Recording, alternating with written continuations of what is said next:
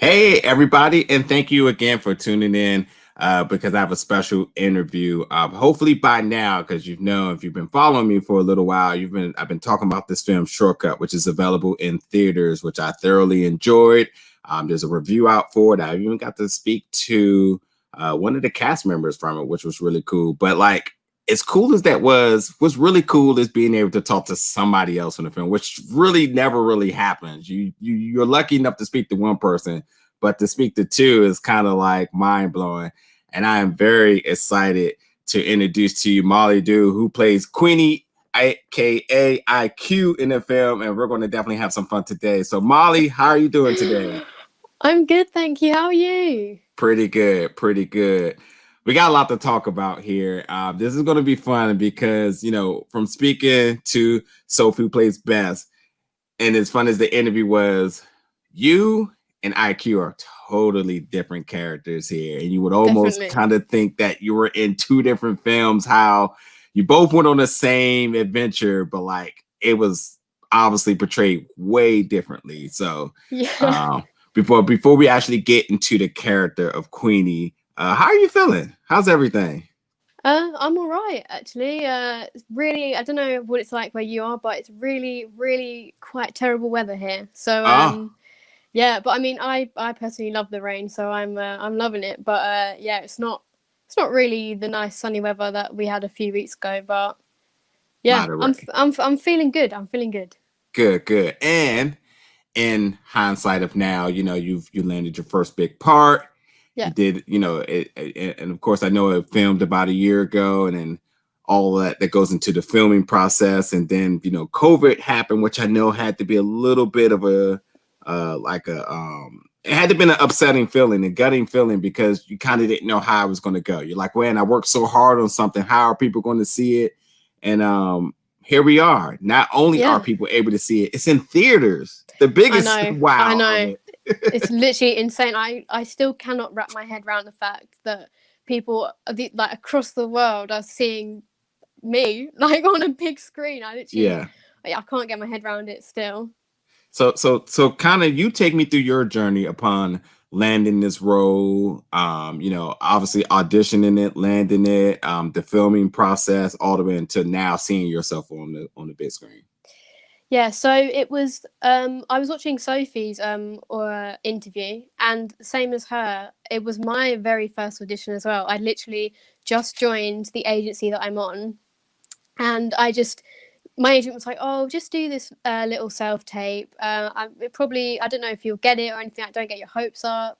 And I was talking to my mum about it, and I was like, because it said if I get it, I would be going to Italy, and she was like, "Molly, you're not going to Italy for a month. Like, even if you get it, I'm not letting you do that." I was 15 at that time, Mm-hmm. and so I did the self tape, nothing for a year, and I just gave up. Really, I was like, "Oh, that's it. I'm not meant to be an actress. I'm done. My career's over before it's even begun."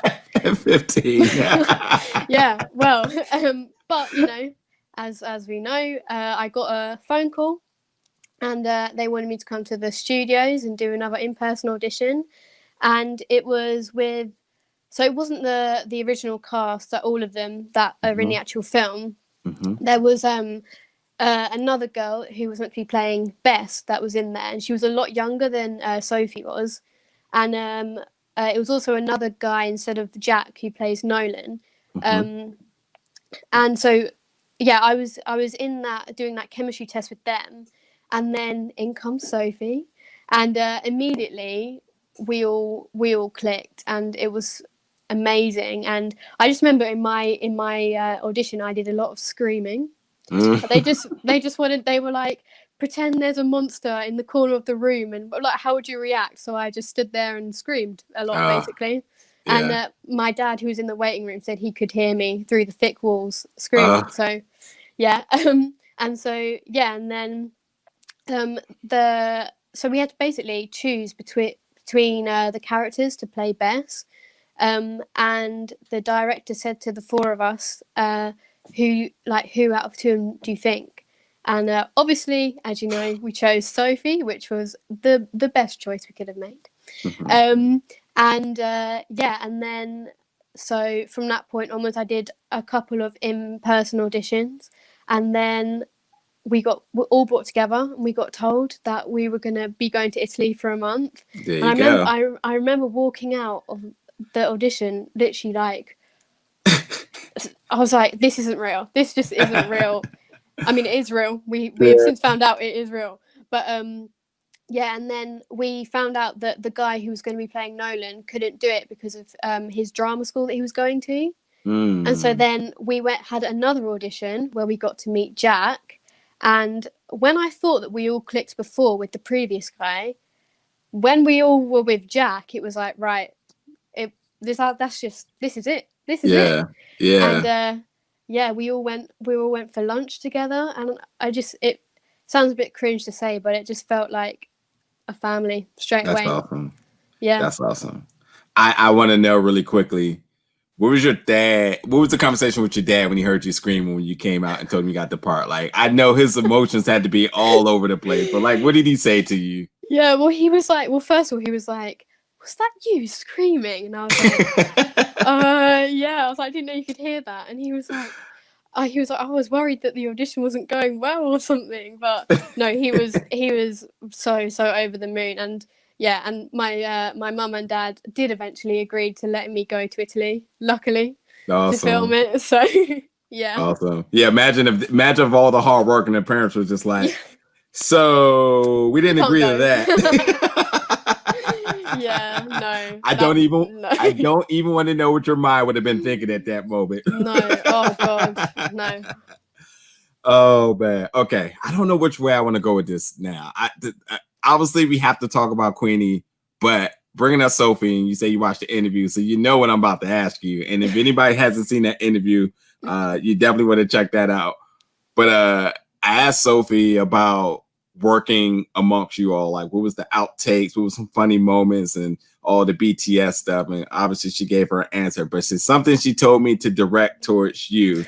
And that's, I need to know about your perception of this TikTok story. Oh, I knew.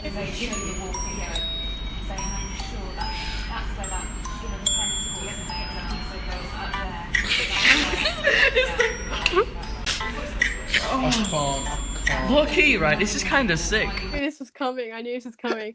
Well, yeah. Well, as she said, I did some deep diving on the internet. Just, I don't know why, I was just searching everyone, and I came across her Musically, as it was back then, and oh my God, I have to say it's probably one of the funniest moments ever. Just seeing her face drop when she realized what I had, and I she was like, oh, I'm gonna go on there and delete all the videos, and I was like, no.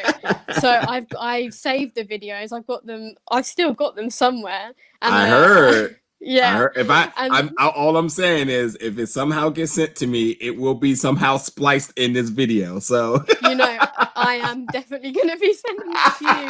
Oh my God, she's gonna die. Oh my God. We're gonna be in so much trouble. She's gonna. No, it's gonna be. She's gonna love it. Oh my God. And yeah, it was so funny because it was just one random dinner time, and we were just sitting in the hotel after a long day. Everyone was quite tired, and then I'm just like, oh, everyone.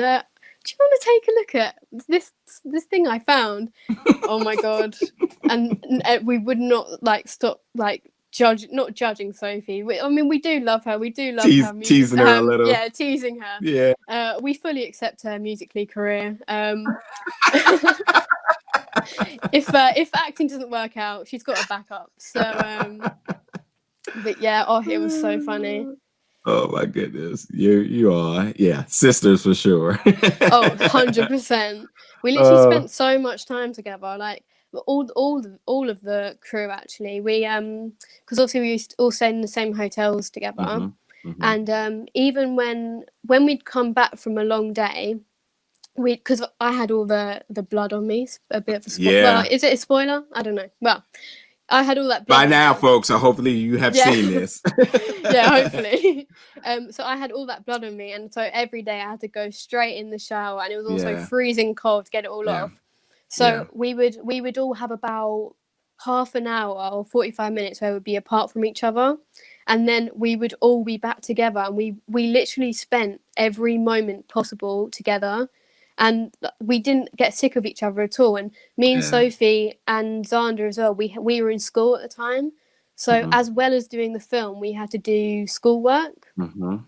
So I would constantly be going to Sophie being like, can I borrow your laptop, please? Because I don't know why I didn't bring mine with me. Right. Yeah, whatever, Molly. But I think she probably got sick of it. But yeah, I should have just brought my own laptop, but I didn't.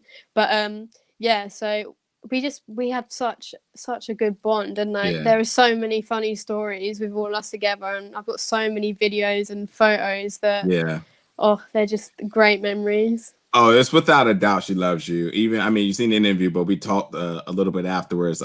It's amazing. So I was, from speaking to her and how much she praised you, I was just so looking forward to speaking to you today. I at a small point, a part of me was thinking like, well, maybe I could talk to him at the same time, but I was like, they're such sisters and they're going to be bonding so tight. I'm not going to be able to ask anything. They go like, I miss you. They're like, have you seen it? Yeah, we literally talk to each other all the time, and we've got a group chat as well. We're always sending in like reviews. I sent your review into the group chat. I was like, awesome, guys, thank you. Watch this. Yeah, I mean, when I watched it, I was actually so happy. I was like dancing around my house because I was just so happy that someone watched it and liked it.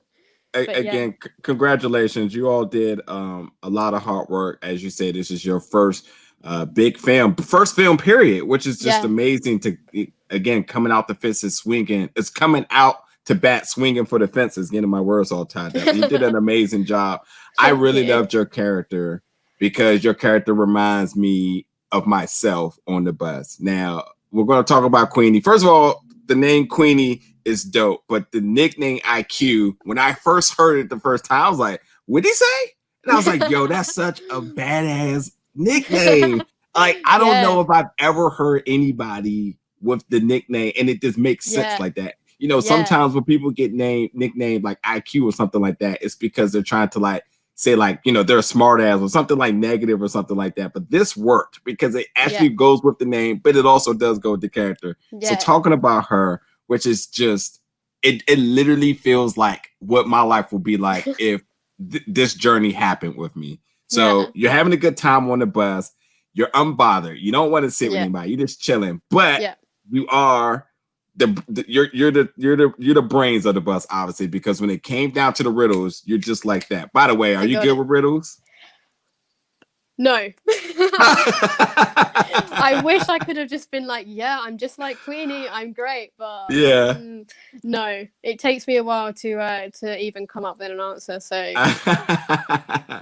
but like, it literally reminds me of like exactly how I see myself. Like, you're having a good time, you're just leaving everybody alone. When it came down to the riddle, the quiz, whatever it may be, I'm sharp with these type of things. So like, yes, I got this answer, and then everything went downhill. Everything. Let's talk about your journey. So you went from chilling on the bus, not bothering nobody, engaging with the bus driver, which is always a good thing back in the day. When you're good with the bus driver, that's like the best bond ever, right? Exactly, yeah. And you went from being held at gunpoint, having to pee, but then being grabbed up by the monster. Realistically, the first person to see blood, to be bitten. So the first one attacked by the monster, then lose your glasses. Like, it did not get it. I don't think it got good at all until you got your saving grace at the end. No. When you get to flick the bird and let the monster know who was the real monster in the title. So did you know going into this that your character was going to have such a very off course adventure? No, I have to say I didn't. They mentioned, they were like, they said that we think Queenie is gonna, have a bit of a rough time, and a bit, just a bit, to say the least, and then they just started slowly releasing this information to me. You're gonna be held at gunpoint. Yeah, okay.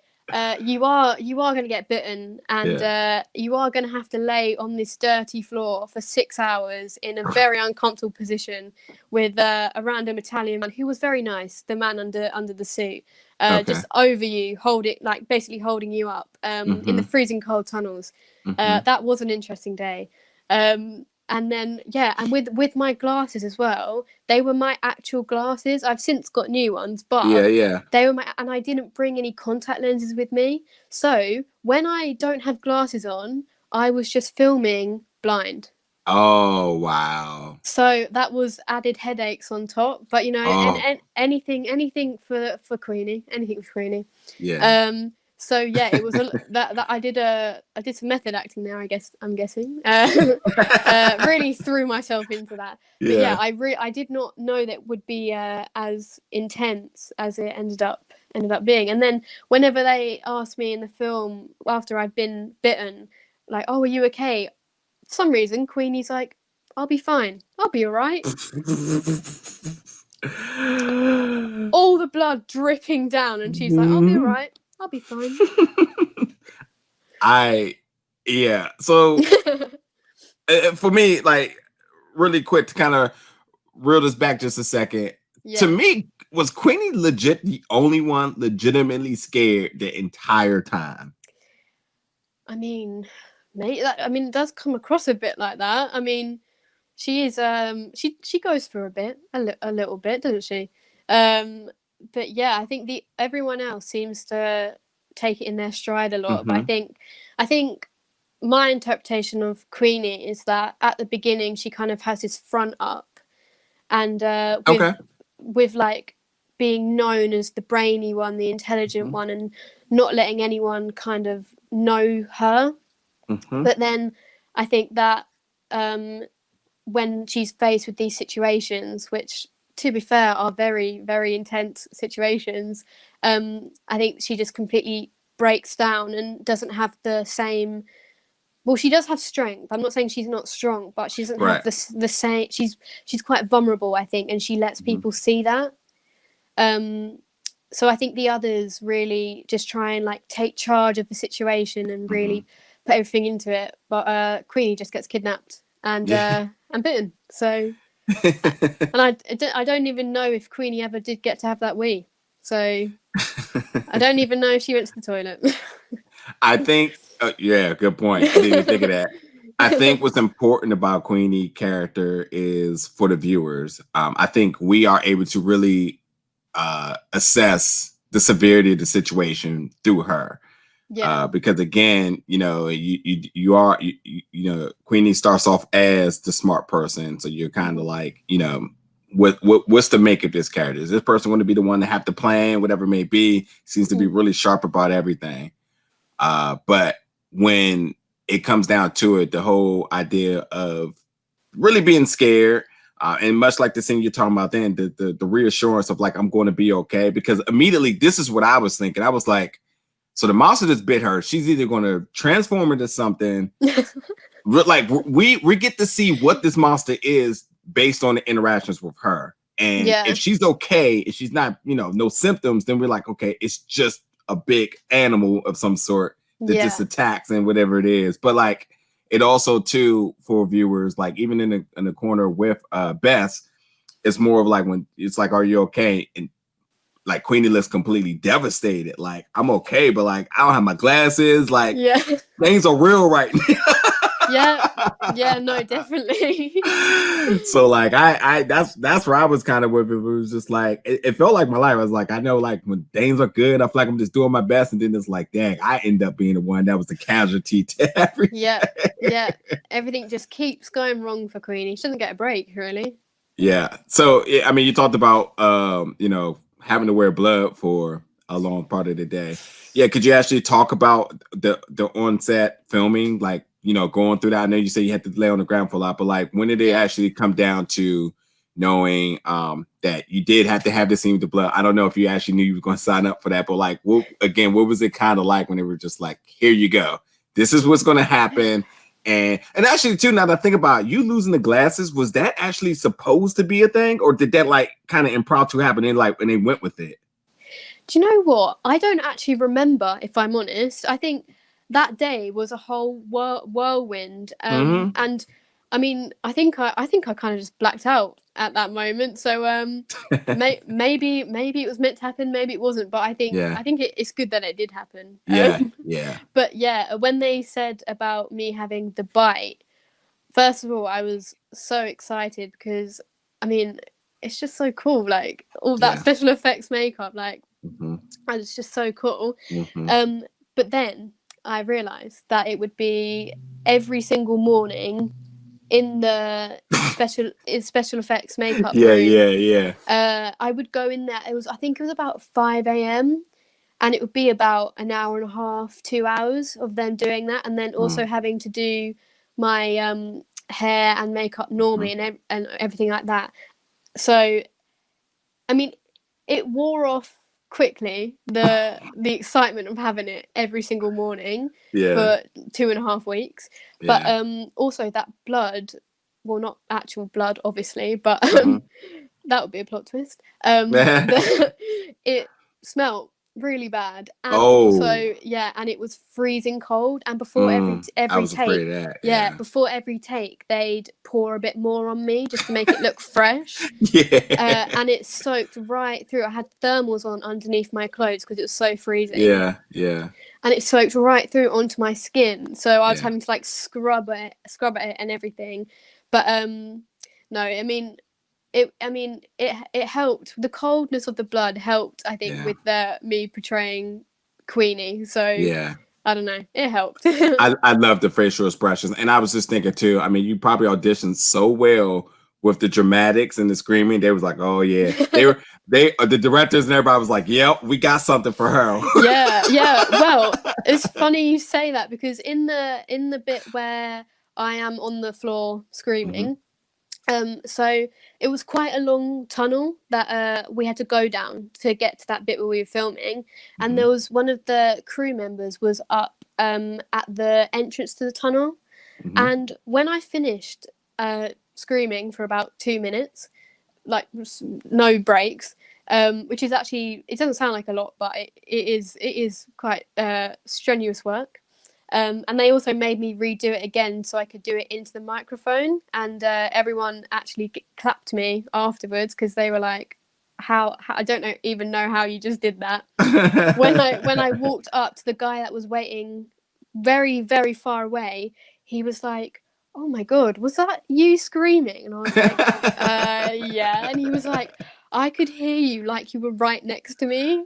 And I was like, oh, I didn't know I was that loud, but okay. I mean, I think it's a good thing. I think it is part of the reason why they cast me. Oh yeah, for sure. I can scream loud. Now, something else, because I totally forgot about this, is that although Queenie, and again, for anybody who hasn't seen the film, I would definitely suggest to go out and see it. It's a good, it again, much like I said in my review, this film gives you just the fun adventure of 5 kids, and they just stumble into a monster that they didn't see coming. And it has a lot of 80s, you know, in the 80s genre, the 80s era of horror that feel much nostalgic and a lot of our childhoods, or just, you know, that retro feel, but to put it in short terms, so, you know, gives you like things like it gives you vibes like Stranger Things. I'm getting all my words backwards. But it's a fun adventure just seeing 5 kids that goes on a field trip, which they kind of go on a shortcut and end up having a longer day than they expected. So very fun and a very good movie to like get back into going into the theaters. And if you can't actually go into a theaters, then it's an excellent driving experience. Queenie, again, the brains and more of the think tank of the group. Now there's something about that screams stereotypical nerd. However, she was the fashion queen. Oh, was it because, you know, from your social media, you're very fashionable yourself. Was this something that you kind of imprinted on this part? You're just like, hey, you know, this is what I can bring. Like, how did that come about? Because it looks really true to who you are. Oh, well, first of all, thank you very much. Well, I guess I did have a bit of input on it. When we did the costume bit, we tried on loads of different things, and in the end they did say, what do you feel most Queenie in? And I did get to choose my big yellow coat, which obviously does get ruined eventually. Sad times. Did like that coat. And I did get to choose my outfit. So yeah, I guess. Oh, thank you. I feel honoured. And with my like hair and makeup as well, because that's how I used to have my hair, like in that style. And they were like, I was like saying, oh, we could do it like this way maybe, and they were like, you know what, we wanna keep it how you have it. In the like in the auditions, when we saw you in the auditions, we liked you for how you looked, and we want Queenie to be like you. So good. Yeah. Hey, they look, when you look like a star, then that's what they want, you know. So you looked the part, and they were just like, bring her in. They was like, oh, she can scream. Again, we got something for her. Sorted. I couldn't even imagine. It was let me make sure I say his name correctly. Alessio Liguori. Yeah, I'm pretty sure that at some point he probably was just like, oh, like, first of all, he's got to be over his head happy having this cast, but like, considering what you brought to the table for that character, he's like, oh, we're really got something for this. And then you know what? It's probably a lot of the reason why, like, you reaped all of the receipts from the monster or just all the bad things. You know, he's probably like, you know what? Let's give her all the dramatics. Let's not even deviate this anyway. Like, all of them are going that way. Well, I did enjoy having to be constantly scared and screaming a lot. I have to say, when we filmed the bit where there's the gun against my head and they're trying to sort out the bus, and you know when all the lights go out in the tunnel, I was genuinely scared because I'm not the biggest fan of the dark. And so it was literally pitch black, freezing cold, and I was like, my heart was racing. So that's not acting that I'm doing that. I'm genuinely scared and freezing. And, yeah. That's awesome. So I now have to know. Now, we got a story on Sophie for what happened, and it's bridged through you. Now I need to know, as far as BTS stuff, what story or funny moments do you have with working alongside of Xander, who plays Carl in this? My gosh. Well, first of all, I literally love Xander so much. He's like, well, I say he's like my big brother, but I'm actually 10 days older than him. And I like to remind him of that because we're both born in August, so we're quite late in the year. Yeah. So I do like to rub it in. But so a funny memory. So one of the nights in the hotel, we'd just had our dinner and we were very hyper, and there was talks of Xander having to pick me up and like carry me after being bitten by the monster. And so we were thinking, I was like, oh, you can't pick me up. And he was like, right, well, we're gonna find out. And so I've got a video of this, which I can send it to you as well if you want. Oh, for sure. Yeah. No. Come on, get up.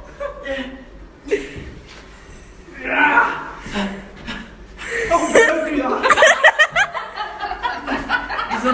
I have to go.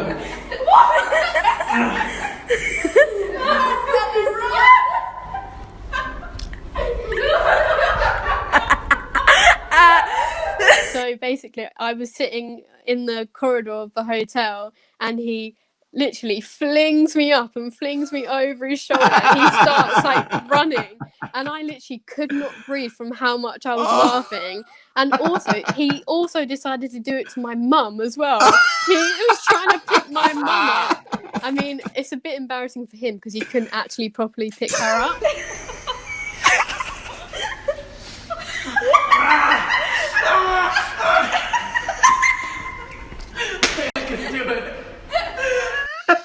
So Yeah, I mean, he says he's all that, but couldn't even pick my mum up. So, Yep. but yeah, I literally could not breathe because I was laughing so hard. I'll send you the video. Oh my God. Yes, I look forward to that. Now, before I let you go, I've asked this before, and I'm asking to you now. Now, it's clear, and again, super duper spoilerly if you haven't seen the film, and you are interested. This is the part you probably do not want to listen to because super spoiler. But definitely come back after you've seen it, and then you can hear this part. But so at the conclusion of the film, it is super clear that the job isn't done. Yes. Where would you Definitely. like to see this story go? So I have thought about this a lot, actually. I really want there to be more of a look into our backstories. Okay. Because originally there was going to be stuff about our home life and stuff like that, but we were only out there for a month, and there was a lot to get done, and they had to cut bits out because they just couldn't fit it in. So if there was a second film, I would love to see the backstories, and also if any relationships had formed, maybe, because and I want to get your opinion on this, actually. Okay. So when I've watched it with a few of my friends and my family, people have said that there is interest between Queenie and Reggie. So when he, with Zach's character, when he's like, "Oh, you're kind of cute when you're mad," or whatever he says. People say there's a bit of a flirty vibe there. But then people have also said to me, and I noticed this, and this wasn't scripted or anything. So when I watched this for the first time, I was like, okay, interesting. You know when Xander picks me up after being bitten? I don't know if you remember, but we have a lingering moment where we look into each other's eyes for about 3 seconds, but it's like 3 seconds too long for like. Yeah. I don't know if you know what I mean, but Yeah. I mean, I'm in the film, and I'm intrigued to see if there's a second film. Is Queenie going to end up one of them? Yeah. Or I mean, what I would love to see personally is the boys fighting over me, Queenie, but Okay. Queenie being like, no, I'm an independent woman. I don't need a man. First of all, I absolutely would love to see the revolution of Queenie because, yes, if you talk about the beginning of her kind of wearing a mask to completely being broken down, I mean, you went to your limits in fear to that moment of flicking the monster off. I mean, that speaks a lot about like the empowerment that she was taking back. Now, I would love for her to have been, again, because everyone kind of like nurtured you before. I mean, like you said, like Reggie even was just like, he was very proud to protect you, which I thought was so weird because he came off such as a badass, isolated, like I don't listen to nobody. But I think like once y'all started to connect in these conversations about, families and stuff, which is why the backstory would be cool. I think he got fond of you first because he was just like, oh, this person that's kind of been a loner in her own right. I'm a loner in my own right. Actually sees interest in me and wanting to know me beyond just this whatever persona that he's putting on.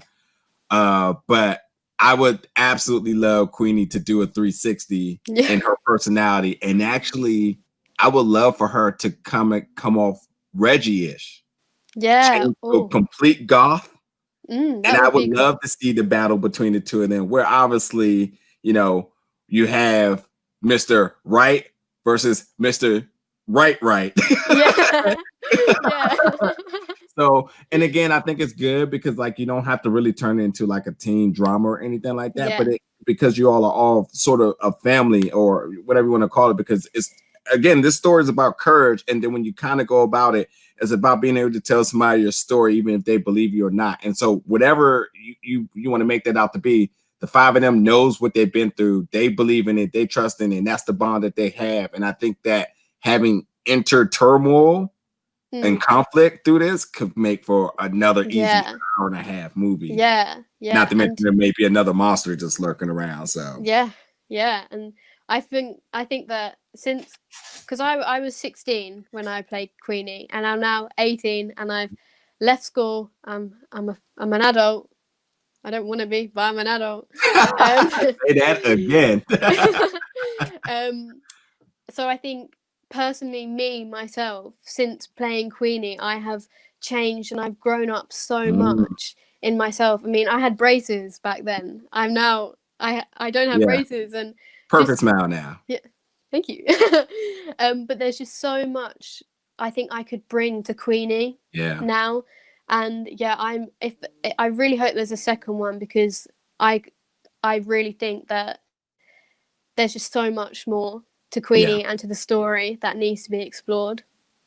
I agree. And because you have personal growth and you bring that aspect to it, and because now you're experienced more in the film, in being an actress and in this film, it just makes sense. Yeah, so that would be absolutely interesting. I'm definitely on board for it. Again, it's because of how this film is done. It's just easy to resonate with, and because there's a billion stories in our own childhood, why not just being able to see a lot of those more portrayed on TV, on the big screen? So like, it's absolutely a thumbs up for me. That should really happen. But you got to make money to make sense, as they would say. The filming business is it's interesting. On that note, what's next for you in your career? What are you plotting on? Do you have anything you can talk about? Well, I'm currently taking a gap year because of Corona. I didn't think it was right to go to university this year, so I've deferred. I should be going next year. So in this year, I'm planning to hopefully do as many acting things that I possibly can. I'm really hoping that Shortcut is just the beginning, and that for sure. There are so many. I just really, really hope that this year, I mean, and in my whole career, but this year I just have so much time to do acting things, and I really, really just want those things to come about. So that is the plan. Awesome. Hey, for a starter, I have to say that's a pretty good place to to bar yourself at. So, congratulations again. Thank you.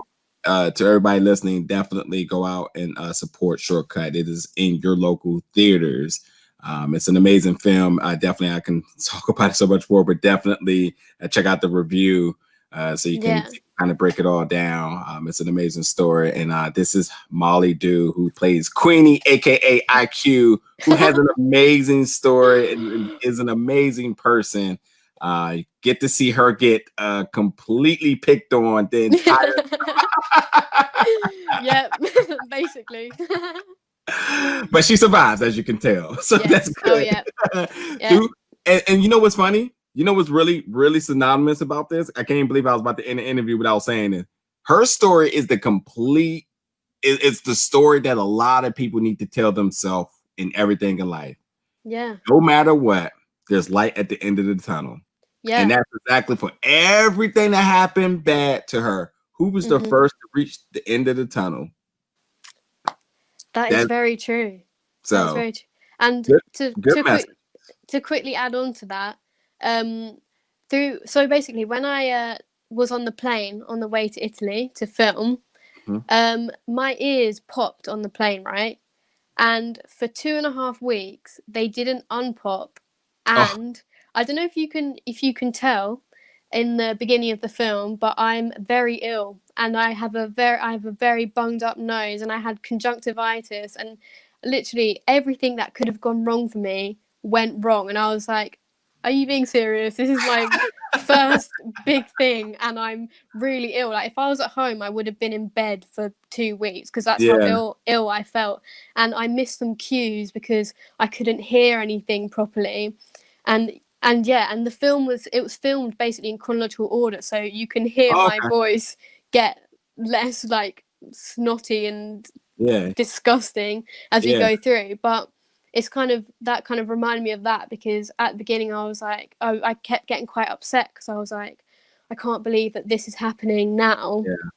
But then literally the light at the end of the tunnel, I got to the end of the month and I was like so proud of myself, because I did it, and I got through, and I did it to what I think is the best of my ability. And I just in that way I relate to Queenie, because all after everything I went through and everything that Queenie went through, I still made it out. And on top of that, I've got type 1 diabetes, and so although that doesn't stop me doing anything, and that should be a message to anyone out there, like don't let if you have type 1 diabetes or any medical thing, that should not stop you doing what you want to do. And it didn't stop me, but it was obviously an added complication and with being ill. And so midway through the month, I was like, I don't know if I can do this, but I did, and I am so glad that I did, and I'm so glad that I can be in this interview telling you this stuff and telling everyone how proud I am of myself and of Queenie. So you're beautiful. So I wasn't even going to bring that up, but I highly suggest anybody to, which will be in the description, to go to her Instagram. The story that she tells, it sort of chokes me up, but it's a beautiful thing, and you just literally heard it from her mouth about how you just have to just keep pushing, because that better things are to come, and you never know, those moments where you think it's all bad, it turns around. It's always good coming, as long as you believe it in your heart. And here you are. So thank you for sharing that, and thank you so much for your hard work that you put on the screen. I loved your character. And I'm sure a lot of other people did as well too. And I want much love and success for you and your career in the future. So much like you said, the work, you still got more work to do. Your career is not over at 15. Okay. Oh my God. Yeah, I can't believe I was thinking that at 15. God's sake. Oh my God. Well, yes, thank you everybody so much for listening to this interview. Again, definitely go out there and support Shortcut, and obviously give Molly a follow on social media. And as always, stay tuned. Let us know in the comments, what did you think about the film? If you've seen it, you have any questions for Molly, well, leave them down there below. I'm sure to forward it to her and she'll check it out. But thank you so much for watching, everybody, and stay safe. And I'll be seeing you all very soon.